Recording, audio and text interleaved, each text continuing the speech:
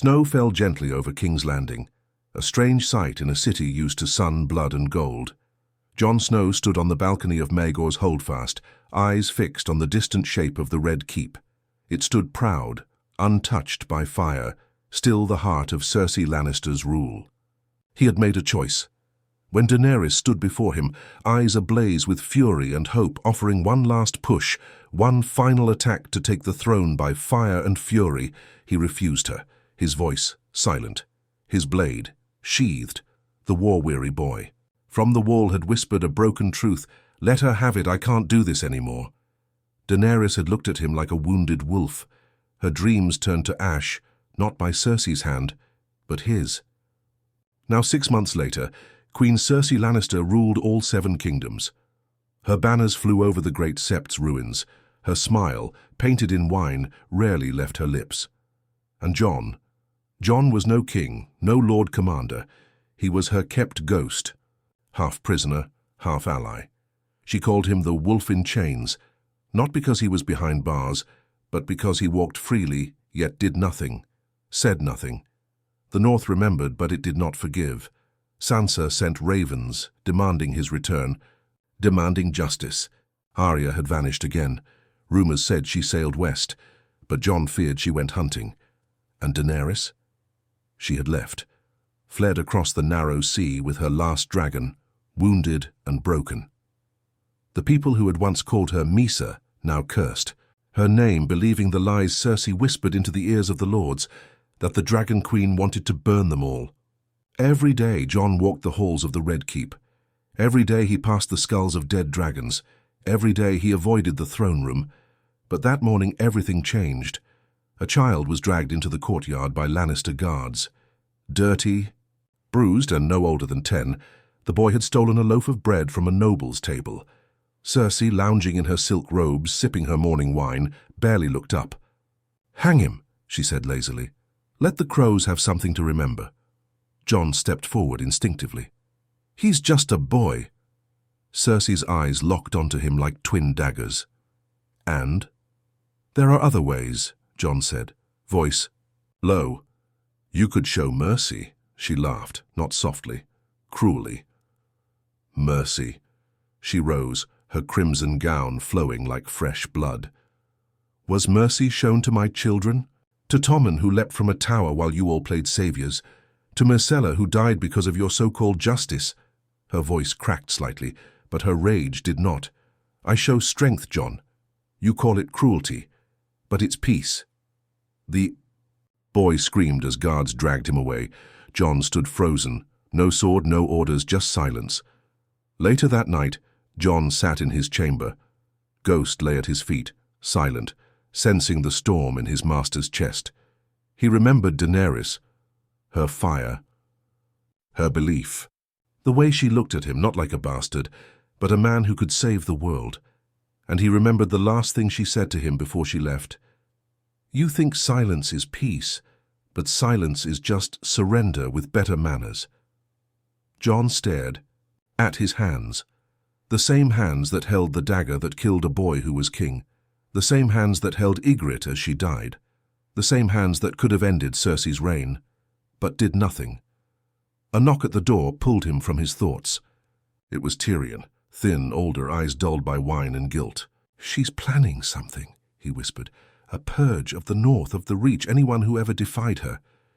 Jon's breath caught. "You could have stopped this," Tyrion said, not accusing, just tired. "You still can."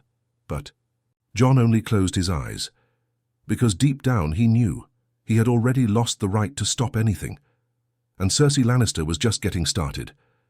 The bells of King's Landing tolled at dawn, not for prayer, not for ceremony, but for announcement. Cersei wanted the realm to hear her voice, to feel her presence, and to remember who sat the Iron Throne. Jon stood among the crowd in the Great Hall, though he didn't want to. His presence was requested, and when the Queen requested something, it wasn't a question. Lannister guards lined the walls, their golden armor polished like trophies.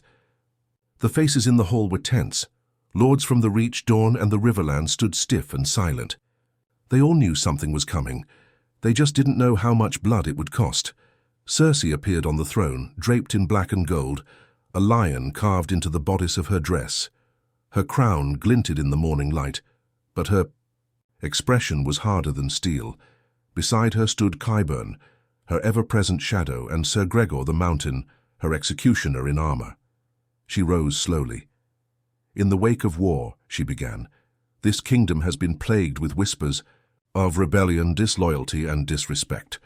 The North still refuses to bend the knee in truth. The Reach hesitates to pay its debts. And dragons," she paused, lips curling, "fly free over Essos, plotting return." Jon felt the weight of her gaze on him. She never said Daenerys' name anymore. Just dragons, as if even uttering the name gave it power. "I have tolerated disobedience long enough," she continued. "Today I begin a cleansing, a restoration of order." 2 guards dragged a woman into the hall. She was wrapped in a faded green cloak, bruised and limping, Sansa Stark's colors. "Lady Maera of House Glenmore," Cersei said coldly, "caught sending ravens to Winterfell, conspiring with Sansa Stark to divide the realm." Jon's jaw clenched. Maera was barely more than a girl. She'd served at Winterfell during the wars. Cersei turned to Jon. "Lord Snow, as a man of the North, perhaps you'd like to speak for your kin." The hall turned to him, the silence crushed. He wanted to speak, to say this wasn't justice, that Maera was no traitor, just loyal to her people, that this wasn't why they fought the Night King or bent the knee, but the words caught. He looked at Cersei and saw the truth. She wasn't asking. She was testing him, daring him, waiting for a reason to cut the last wolf's throat. He said nothing. Maera's scream echoed off the stone walls as Sir Gregor's blade came down. Blood soaked the marble floor. Cersei sat back on the throne, smiling as if nothing had happened. Later, in the dark of the barracks, Tyrion confronted him. His voice was hushed but filled with fury. "You watched her die, Jon, and you did nothing. She would have killed more if I spoke." "She's killing more because you won't speak." Jon stared into the fire. "You think I don't feel it? Every time I sleep? Every time I see a child in the streets begging for bread while Cersei's feast feeds the pigs? Then do something. I made my choice." Tyrion's face twisted, disgusted. "No, you made her choice." There was a knock at the door. Brienne entered, clad in her white cloak. Her expression was torn, duty and loyalty at war inside her. "Sansa's raising banners," she said. "Winterfell refuses to recognize Cersei any longer." Jon closed his eyes. "She's calling for the North to rise. She wants your answer." He looked up, haunted. "I don't have one." "Then she'll take your silence as betrayal." Jon nodded slowly. "She should." Brienne's voice cracked. "You fought so hard to save this world. Why are you letting her take it now?" Jon didn't answer. He only turned back to the fire, because deep down, in the part of his soul he couldn't look at, he feared that Daenerys had been right. Maybe the world didn't need another war, but it sure as hell didn't need peace like this. The northern snow had not touched King's Landing in weeks, but Jon felt colder than he ever had on the wall. He stood in the garden where Ned Stark once walked, a strange, quiet patch behind the Red Keep where the wind still whispered through. The dead branches of a weirwood tree Cersei had tried to have removed. Jon had asked her to let it stand. She didn't care enough to argue. Now it was the only piece of the North left in this place. Tyrion joined him, face pale, eyes sunken. "She's killed 3 more, a Septon, a merchant, and a boy, all accused of harboring traitor thoughts." Jon didn't respond. He just stared at the tree like it might speak for him. "She's baiting you," Tyrion added. "Every death, every decree, she's daring you to act, because if you do, she wins. And if you don't, she wins harder." "I know," Jon muttered. "And you're just going to let her break the realm piece by piece. I don't know what else to do." Tyrion sighed, anger laced with disappointment. "You could start by remembering who the hell you are." But Jon didn't feel like the son of Ned Stark anymore. Didn't feel like the man who faced the Night King. That man had died in the snow, and something hollow had crawled out of the frost to take his place. That night ravens came from Winterfell. Sansa had written only a few lines. "You don't have to fight for the North. Just don't stand against it. If you remain at her side, you are hers in the eyes of every Stark. Choose." Ghost growled when Jon read it aloud, pacing the chamber like he felt the betrayal in every word. Brienne arrived at midnight. Her white cloak was gone. Her armor bore no sigil. "I swore to protect the realm," she said, "but I didn't. Swear to help Cersei drown it in fear." "You're leaving?" Jon asked. "I'm riding north. Sansa needs swords and mine is no longer welcome here." Jon nodded. Tell her she was always right." Brienne looked at him for a long time, then said softly, "She doesn't want to be right. She wanted a brother." When she left, Jon felt the chamber crack with silence. He went to the balcony overlooking the city. Flames rose in the southern quarter. Another rebellion crushed, another message written in smoke. And then he saw it, a shadow in the sky, a streak of silver and fire. Drogon. He soared over the city like a ghost of a future denied. He didn't land, he didn't roar, he simply passed like a reminder, like a warning. Daenerys was still watching. Jon felt his heart twist. He had told her not to fight, told her the realm couldn't take more war. But now he saw the war had never ended. It had just changed forms. The next morning, the bells rang again. A public execution. Cersei had captured a northern scout, a young woman, wild red hair, dirt on her face, but her eyes fierce, Arya's eyes, Sansa's spy. Jon stood behind Cersei in the courtyard. She turned to him, smiling sweetly. "You've been quiet lately," she said. "Is your northern blood finally learning obedience?" He didn't answer. When the girl was dragged forward, he stepped down, pushing past the guards. Cersei raised a brow. "You want this one too? I thought mercy tired you." Jon faced her fully. For the first time in weeks, his eyes burned. "This ends now," Cersei laughed. "And what will you do, bastard?" Jon unsheathed Longclaw slowly. The sword gleamed, the air stilled. "I'll remind the realm who I am." Her smile faded. The guards moved. The Mountain stepped forward, but Jon didn't back down. He turned to the crowd. "Lords and ladies, small folk and spies, I am Jon Snow. I bowed to peace, but this is not peace. This is fear wearing a crown." Murmurs rippled through the crowd. Jon looked at the girl, still kneeling. He raised Longclaw, not toward her, toward the queen. Cersei's voice cut through like venom. "You raise a blade against your queen?" Jon's voice was calm, cold. "I raise it for the realm." Chaos cracked the air like thunder. Steel rang. The courtyard of the Red Keep erupted. Cersei's voice shrieked orders, but they drowned under the roar of the people, half stunned, half awakened. The Queen's soldiers surged forward. The Mountain stepped down from the stairs, his massive frame cutting through the air like a shadow of death. But Jon didn't flinch. Longclaw met Sir Gregor Clegane's blade with the sound of ice clashing with stone. The shock of it rattled his bones. The Mountain swung heavy, merciless. Jon ducked, rolled, and struck, a gash across the giant's plated side, not deep enough to stop him, but enough to stagger. The crowd screamed, some ran, some watched. Jon circled. The Mountain lunged again, smashing a pillar in his path. Jon slipped under his reach, cutting again, leg, back, arm. But it was like fighting a walking fortress. The man didn't bleed, didn't groan, he just kept coming. "Kill him!" Cersei shrieked. "Kill the bastard!" Lannister guards moved to obey, but they hesitated. Some lowered their weapons. A few turned and fled. Others turned toward each other, unsure who they served anymore. Tyrion appeared on the steps behind the throne, swordless, eyes wide. He didn't yell, he didn't cheer. He just watched like the gods, tired of the game. Jon ducked another swing and jammed Longclaw upward, between the Mountain's armor plates, under the ribs. It sank deep, and finally, the beast fell. A deafening silence followed. Even Cersei stopped breathing. Jon rose slowly, bloodied and panting. The crowd stared. The soldiers froze. He turned to Cersei, raised Longclaw, not to strike, but to point. "This is the queen who rules you?" he shouted. "This is peace?" His voice broke. "I stood by, I let it happen. I thought silence would stop the war, but silence only feeds tyrants."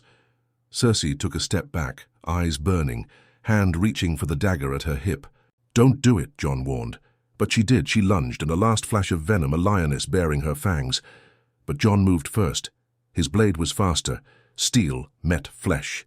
The world went still. Cersei Lannister collapsed at his feet, blood blooming from her gut. Her eyes locked on his, wide, disbelieving, as if she never thought this moment could come, that anyone would dare. She died without another word. No final threat, no wit. Just silence. Jon stood over her, broken, not victorious. Not proud, just heavy, as if all the guilt in the world had been waiting for him on the other side of that blade. Tyrion came forward, slow and silent. "She's dead," he said, more to himself than anyone else. "And now?" Jon didn't answer.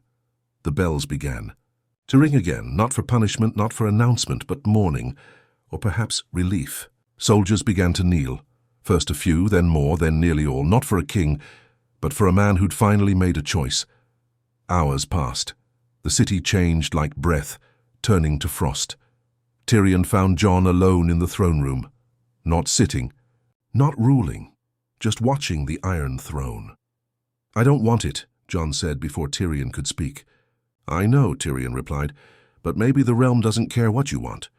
I'm not the hero they need." "No," Tyrion agreed. "You're the man who admitted he wasn't." Jon turned. "What happens now?" Tyrion shrugged. "We pick up the pieces. You face the north. Daenerys returns, and somehow you survive it all again." "I don't know if I deserve to." Tyrion looked him over. "No one does. But someone has to try."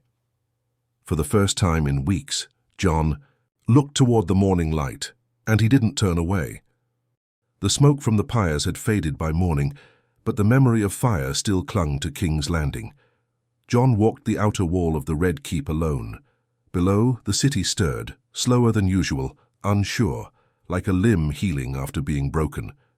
The gold cloaks were gone, replaced by guards from various regions. The Riverlands, the Reach, even Dawn. No banners flew over the Red Keep. Jon refused to raise any, not until the realm chose. He wasn't king, and he didn't want to be. Inside the hall, a council waited. Tyrion sat at the head of the long table, no longer hand, but still the closest thing to a mind the realm trusted. Davos stood beside him, leaning on the hilt of his sword. Gendry of Storm's End, Yara of the Iron Islands, Samwell Tarly, and representatives from the North, the Vale, and Dawn all filled the seats, the largest council since the death of Robert Baratheon. No one argued. No one shouted. The silence was respectful, tense, uncertain. Jon stepped inside and took his place near the door. He didn't sit. Tyrion rose. "There's no easy way forward, no clear path. The crown is broken, and that might be a gift. Perhaps this is our chance to build something better, something chosen, not seized." Yara crossed her arms. "Cersei's gone. What about the North?" The northern representative, an older bannerman of House Manderley, stood. "Lady Sansa will not kneel again. The North remembers." Jon nodded slightly, accepting it, not fighting it. Samwell cleared his throat nervously. "Maybe we vote." A few laughed bitterly. A few nodded. Tyrion gestured to Jon. "The man who killed the Queen is the only one not asking for power. Perhaps that's reason enough to give him some." Jon shook his head. "If you raise me up, I will walk away. I did what I did not to rule, but because I had to." Silence again. Then Davos stepped forward. "If Jon Snow won't be king, let him be what he always was, a watcher, a shield." Confused glances. "Let him return to the wall," Davos said. "Not as punishment, as peace. Let the world remember that some men still keep vows, even after the war is over." Tyrion looked to Jon. "Would you accept that?" Jon nodded slowly. "Aye," the council murmured. Then one by one they agreed. No crown, no Iron Throne, just quiet. The ship left King's Landing at dusk. Jon stood at the bow, wind in his hair, ghost at his side. Behind him Tyrion waited, one hand resting on the railing. "She would have burned the city for this," he said, half smiling. "Maybe," Jon murmured. "Maybe not." We'll never know. Do you hate me? Tyrion asked suddenly. Jon looked at him. No, I hated myself enough for both of us, Tyrion whispered. But maybe this is how it should have ended. Jon didn't answer. He just stared north, where the snow waited. When the ship docked at Eastwatch, the wall loomed like a grave marker for the old world. Tormund was waiting, grinning. About bloody time, Snow. Jon smiled, truly smiled, for the first time in years. They rode together beyond the gates. No titles, no politics, just brothers of the cold again. As the wall faded behind them and the white wilderness opened ahead, Jon felt something strange. Not peace, but clarity. The realm would survive. Or it wouldn't. But it would do so without thrones, without dragons, without queens playing gods. He had broken the wheel not by taking power, but by walking away from it. Behind him, the North remembered. Ahead of him, the unknown waited, and Jon Snow, the bastard who became a king without a crown, rode into the snow, finally free.